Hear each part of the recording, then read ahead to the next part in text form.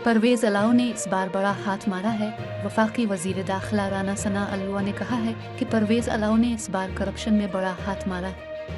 जियो news के programme नया पाकिस्तान में गुफ्तगू के दौरान राना सना अल्लुआ ने कहा कि तहरीक इंसाफ का अहमकानापन और तकब्बुर उनको ले डूबा है। उन्होंने कहा कि अब किसी ने तहरीक इंसाफ के साथ क्या मुज़ाकरात करने हैं।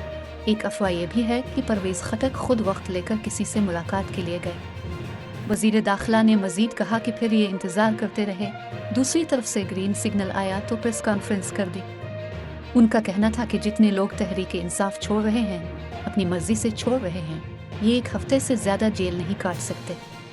राना सना अल्लुआ ने यह भी कहा कि परवेज़ अलाओ बाइज़्ज़त तरीके से अदालत जाते, गिरफ्तारी पेश करते, ये इन्वेस्टिगेशन में शामिल ही नहीं होते, अदालत में पेश नहीं होते। उन्होंने कहा कि परवेज़ अलाओ ने करप्शन में इस बार बड़ा हाथ मारा है। उनको पहली मर्तबा इदराक हो रहा है, हमें तो तीन बार इदराक हो चुका है। वज़ीर दाखिला ने कहा कि नवाज शरीफ को सियासत, पार्टी और मुल्क से निकाल रहे थे। इस वक्त हम भी उनको ये बात समझाते थे, ये तो बात ही नहीं सुनते थे। ये मुकाफ़ात अमल ही है जिसका अब वो सामना कर रहे हैं।